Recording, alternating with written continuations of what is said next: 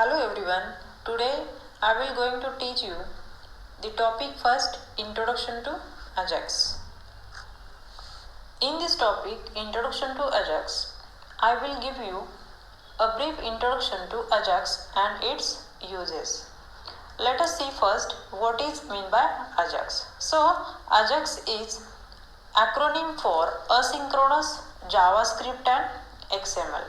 It is a group of interrelated technologies like JavaScript, DOM, XML, HTML, XHTML, CSS, then HTML, HTTP request. Here JavaScript is programming language of a web. Then CSS is used to specify the layout of web pages and HTML is used to define content of web pages. Then Ajax allows you to send and receive data asynchronously without reloading the web page. That's why it is very fast. Now we will discuss on what is asynchronous data. The protocol for serials of data transfer can be grouped into two types, synchronous and asynchronous data. In synchronous data transfer, sender and receiver use the same clock signals, and in asynchronous data transfer, sender provides a synchronization signal to the receiver before starting the transfer of each message. Here we will see which kind of a technology supports for Ajax. Ajax cannot work independently. It is used in combinations with other technologies to create interactive web pages. So let us start to understand JavaScript technology.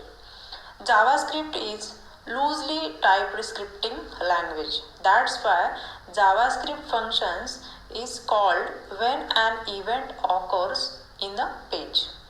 JavaScript is one kind of a glue for whole Ajax operation. Then second technology, DOM. DOM means Document Object Model. The API for accessing and manipulating structured documents represent the structure of XML and HTML documents. The next supportive technology is CSS, means Cascading Style Sheet, which allows for a clear separation of presentation style from content and may be changed programmatically by JavaScript. Next is XML HTTP request, which is a JavaScript object that performs asynchronous interaction with the server. Here we will see some examples of Ajax. So first example is Google Maps. A user can drag an entire map by using the mouse rather than clicking on button. Then second example, Google Suggest. As you type, Google will offer suggestions. Use the arrow keys to navigate the results. Third example, Gmail. Gmail is a webmail built on the idea that emails can be more efficient and useful. Fourth example, Yahoo Maps. Now it's even easier and more fun to get where you are going. Downside of given Ajax example, I'm providing to you proper website respectively for your practice. Here we will see which browser supports for Ajax technology. All the available browsers cannot support Ajax. I showing here a list of major browsers that supports Ajax. First is Mozilla Firefox 1.0 and above. Then second, Netscape version 7.1 and above. Then Apple Safari 1.2 and above. Then fourth one, Microsoft Internet Explorer 5 and above. And last is Opera 7.6 and above. When you will write your next application, do consider the browsers that do not support Ajax. When we say that a browser does not support Ajax, it simply means that the browser does not support the creation of JavaScript, which is nothing but XML HTTP request object. It is very essential to understand why to learn Ajax. Ajax uses XHTML for content, CSS for presentation, along with the document object model, and JavaScript for dynamic content display. In conventional web applications, transmit information to and from the server using synchronous request. It means you fill out a form, hit submit, means click on the submit button, right, and get directed to new page with new information from the server.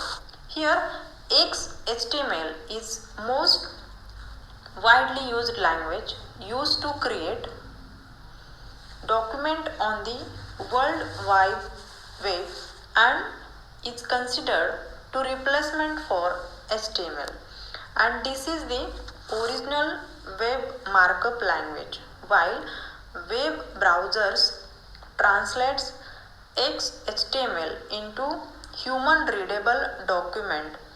HTML means XHTML should not be used to control the appearance of web pages. That is why CSS is for very essential in the Ajax.